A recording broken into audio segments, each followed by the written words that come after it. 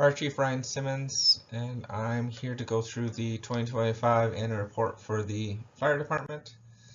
We'll cover the annual budget report data, our previous year summary, the strategic plans of the department, our vision, and a conclusion. The fire department is made up of a full-time fire chief as well as a full-time deputy chief fire inspector, and then currently 51 volunteer firefighters. We do have space for 60 volunteer firefighters on our roster, but we are currently at 51. So the fire department is under the control of the city manager and the police and fire commission for the city. The major responsibilities for the fire department is the overall control of fire department operations and emergency response for fire suppression and rescue services. We provide oversight on fire prevention and fire inspection programs within the city and the townships we support. We ensure enforcement of federal, state, and municipal fire prevention codes for all inspectable public properties within the city and the 7 surrounding townships served by the fire department. We initiate and provide recommendations on development of local ordinances and regulations on fire prevention and protection. We prepare and administer the annual operating budget and 5-year capital improvement plan and make recommendations to maintain and improve the services provided. We prepare and analyze fire records to ensure efficient operations, meet service demands, and comply with requests for information regarding the department. Direct the establishment of adequate fire and safety training programs to increase effectiveness and response capabilities of our members while focusing on firefighter safety. Represent and advocate for the fire department with intergovernmental partners and stakeholders. And we monitor legislative activity that may impact the fire department or the city. There were several 2024 accomplishments for us.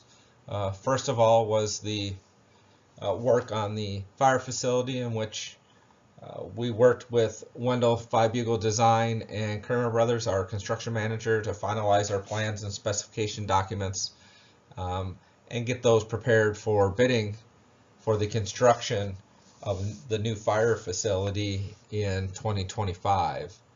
So working with the city manager, our design team, and our construction manager, we've submitted documentations to receive authorization on the new plans, specifications, big documents to allow the project to go to bid here early 2025. So this was a requirement of our $7 million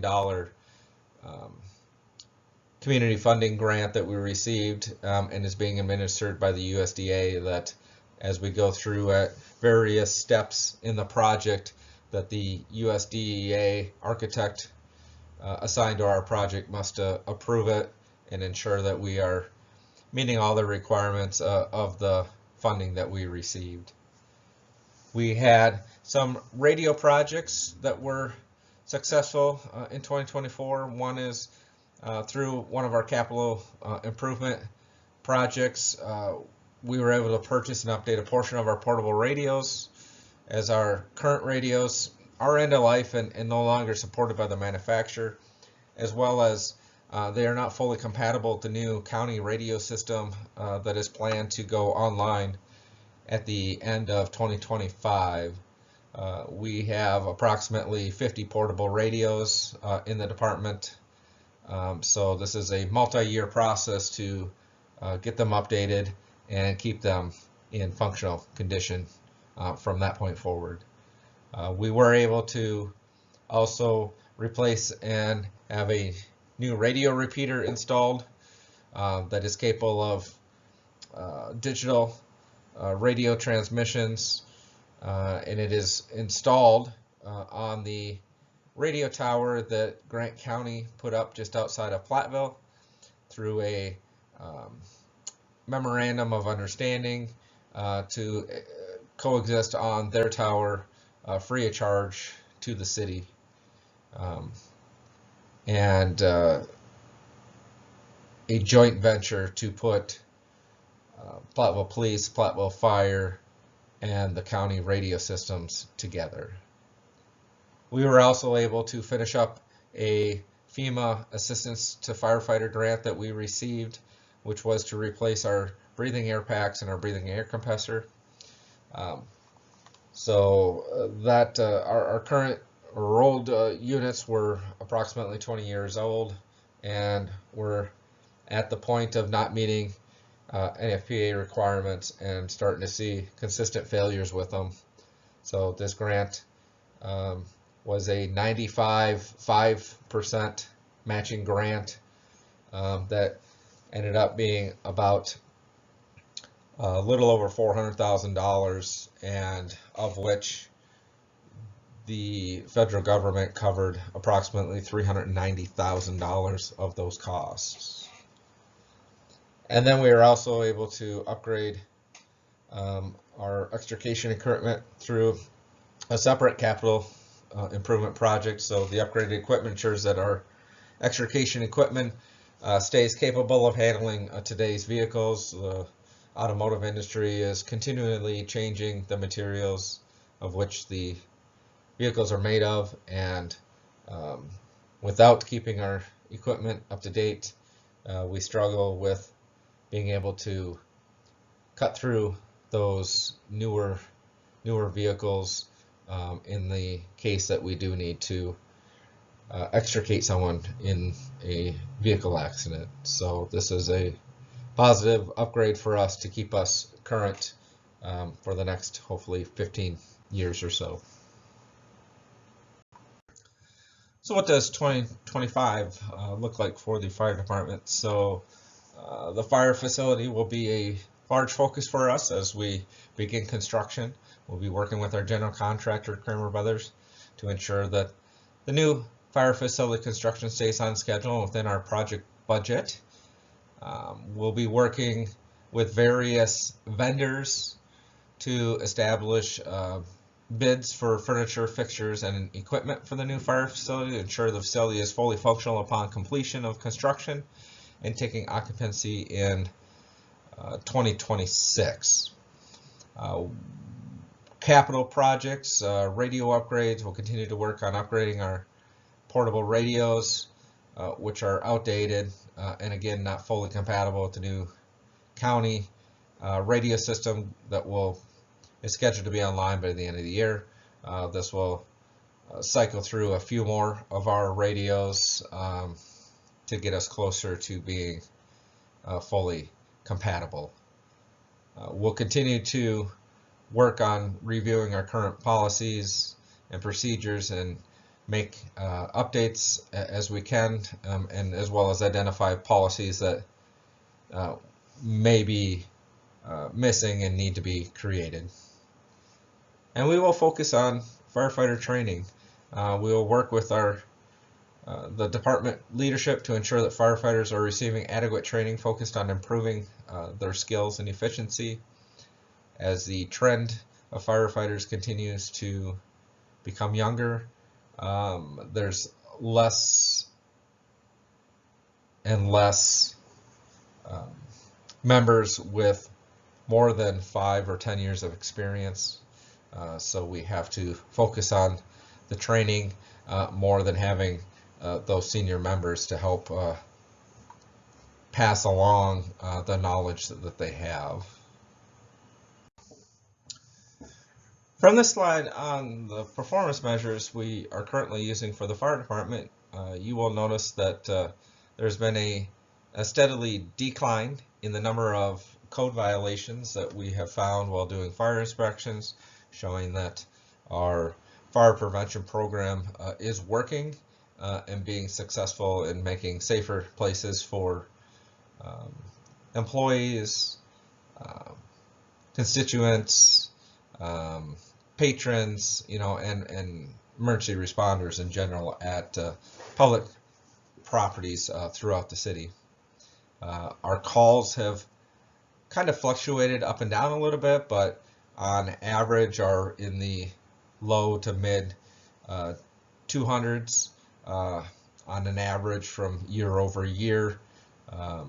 We have seen an uptick in fires last year, which is a little concerning, but overall numbers seem to remain fairly consistent. And as I mentioned earlier, we've put a larger focus on to more and more training with the newer members and the younger members to try and ensure that we can get their skills honed in as we're less reliant on the senior members to pass that information along while they're performing the duties to the community. Next, I'd like to discuss the 2024 budget performance for the fire department. So overall, our 2024 fire department operating budget was adequate to maintain the services that we are currently providing and the equipment necessary to perform those services. So although our expenses were slightly over under $1,000 than we expected, that was a result of a boiler failure, which added some additional costs that we had not anticipated. However, our revenues exceeded well over that overage to offset those expenses. There's two of those revenues overages are listed below, as well as we had a fixed fire department charges, which is the portion that goes to the townships that actually came in higher than anticipated as well too, by an additional $8,000 to $10,000. So with that said, we ended up almost $20,000 of revenue higher than expected with that, and then with that boiler repair of almost $3,000, but overall right around $700-800 over the total budget. So with those additional revenues, I think we came in well with the budget in 2024. So how do capital improvement projects look for us? So outstanding projects, the fire facility, as we are aware, this is a multi-year project, and in 2025 we will be starting the actual construction with a scheduled completion date of fall of 2026. This is the only outstanding capital project besides the upcoming 2025 projects, which have anticipation to be completed in 2025, one of which is the second wave of portable radio upgrades, and the other item is engine repairs, so money to repair apparatus that have some failing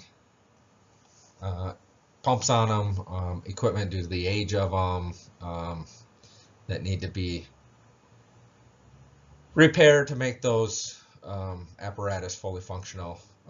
And as of right now, one of the engines is scheduled to be replaced in 2026, but has a long lead time, and costs have significantly increased in the cost of those. So these repairs will help keep us able to provide the services to the community without any delays for the next several years.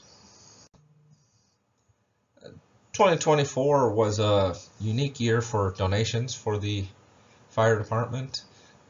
We have a nonprofit I'll say firefighter support organization. It's called Platteville Fire Department Incorporated. That's been around for many, many years and has annual fundraisers and writes grants to provide support of the actual volunteer firefighters as well as the department through their efforts. So in 2024, the nonprofit support organization donated approximately $40,000 to cover food for meals and trainings and equipment upgrades for the fire department that were no city funds had to be used for those expenses. Unique for 2024 was a capital campaign for the fire facility. The fire facility capital campaign team, under the guidance of Inspiring Communities Incorporated, had a goal of raising $1.5 million in donations to support the new fire facility. They did in fact hit that goal, and they've exceeded it, allowing some additional projects and equipment to be funded that weren't anticipated. So a very successful campaign and a lot of hard work by a lot of community members to make that happen, as well as a strong support from our community, which was pretty evident by the reaching the $1.5 million in approximately 9 months time. So in 2025, we do anticipate the Platteville Fire Department Incorporated, our support organization, to continue to support our volunteers, and feel that it'll be a similar donation as in 2024. So what is going well for us? Several things. One of the main things is collaboration. So we continue to receive generous donations to support our volunteer firefighters and partner support from our surrounding emergency services providers. So again, funding to allow us to continue to focus on our volunteers, staffing model, as well as the good relationships through not only neighboring fire departments, but through some agreements like the shared radio repeater antenna set up on the county's radio tower, and so forth, that have allowed us to have some good working relationships throughout the county. Our apparatus and equipment continue to be good, and our capital improvement plan has allowed us to stay current with that equipment, as some of our stuff has requirements onto allowable length of use, or when it needs to be replaced, or so forth.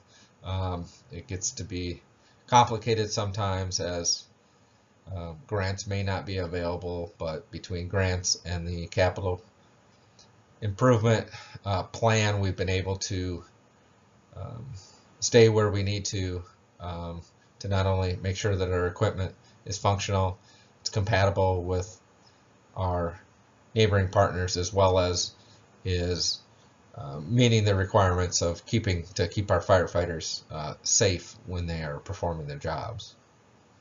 Then our fire prevention program, as we saw from the charts earlier, that the focus on our safety and code compliance on fire codes and public spaces has resulted in a decrease in fire responses in our commercial properties, as well as improved safety for the patrons, the employees, and emergency services responders, to go along with less violations being observed by our fire inspector. So what are some of the struggles that we see? Continued financial pressures, maintaining our operational services and equipment as costs continue to increase. We are seeing month after month equipment costs and operating continue to go up. So it is a challenge of being able to replace equipment on a required timeline and still be able to do so within the constraints of our budget. We've seen a little bit of increased response time due to changing availability of some of our volunteer firefighters. So not only are individuals not necessarily able to leave their place of employment as they used to, there's more and more folks that do live and work outside of the city limits, as well as a stronger percentage of members that are university students, which increases their time when they are able to respond to get to the station, just due to proximity of being on campus to get to a vehicle and then get to the fire station. And then our volunteer firefighters joining are younger, leaving a gap in experience. So that is a ongoing trend in the fire service, that is becoming younger, which leaves a small hole, but can be overcome through training and repetitive training. It's just sometimes a struggle for volunteers who are not here on a regular basis to ensure that we are getting them the needed training to feel confident with their skills and be safe when they are performing the duties of a firefighter. So what are we seeing as far as service pressures, federal regulations? There continues to be concerns on staying compliant with response times as volunteer firefighter availability has become less. There are some proposed OSHA regulations that could significantly impact the operating costs as well as firefighter training requirements if they were to go through. It would have to be fully processed through at a federal level, and then Wisconsin will need to process those as well before they would completely affect us. So that could be several years if it does pass through. But you're looking at likely $15,000 to $20,000 per firefighter additional cost. So it would be a significant impact to the fire department and the city. With those volunteer firefighter responses times increasing a little bit, we want to make sure that we're watching them. If those times continue to increase, then it's anticipated that property owners would see, some kind of impact on longer response times. Those response times are also considered in the city's Insurance Service Organizations or ISO rating. We are currently a 3. That potentially could change that rating. The higher the number, the higher the fire insurance premiums that residents within the city pay. And we have to make sure that we have an increased focus on what staffing model will serve the city, in the next years to come, will be very important as we move forward. So with that staffing model, we need to find that short-term and long-term plan for firefighter recruitment, retention, and transitioning to a new model of staffing. It's not a matter of if it's going to happen, it's a matter of when it's going to happen. So volunteer firefighters are drastically declining in numbers throughout the U.S. 10, 12 years ago, 85% of the firefighters in the U.S. were made up of volunteers. Today, that's closer to 60% of firefighters are volunteer. So that's a drastic decrease in just a short 10-year period of time. So we need to be proactive in responding to this and having a plan so that fire protection services are not affected by the changing environment of volunteers. So what are some courses of actions for the fire department here moving forward at an organizational level? we need to maintain, or we can maintain, our current service levels with limited availability for new functions, increase in demands, or increased training by continuing to support our volunteer firefighters. We must promote our new fire facility as a recruitment and retention piece to help support that volunteer firefighter model of service. Organization and budget level, increase efforts to educate community members and our political representatives on how proposed new federal regulations will have a catastrophic impact on the volunteer fire model, providing fire protection to our community. And at a budget level by itself, anticipate the changing environment of, again, how those fire services are provided, and prepare for a change in a new model of service that could include volunteer pay per call, paid on call, paid on premise, or fully staffed, or any mix of those services. It is likely that there'll have to be a short-term and a long-term plan to account for those changes in volunteer, and to ensure that we are meeting our service demands. So what are optimal ways to advance the department with additional funds where available? Operating software upgrade. So we use a program called FirstDo, which is a fire department operational software. It does a vast quantity of features. Some of the features that we aren't using now are schedules, personnel and training, and CAD integration. So those modules, which would cost approximately $10,000 annually, plus a small implementation cost, would allow us to be more efficient with operating of the fire department. Officer stipends would allow us to assign tasks, projects, and responsibilities to the volunteer leaders. That would cost approximately $15,000 to $20,000 annually.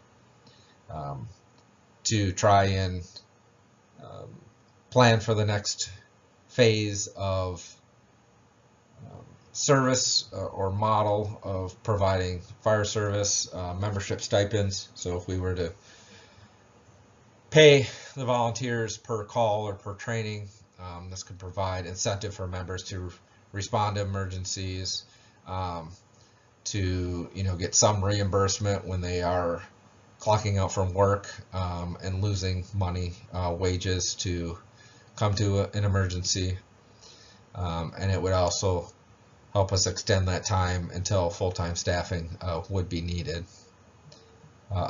Adding a dedicated fire inspector, firefighter. So this position would be essentially a full-time firefighter position whose duties would be to do the routine fire inspections, working underneath the deputy chief current fire inspector with the fire prevention program. These positions typically also would have other duties besides the fire prevention duties, which would be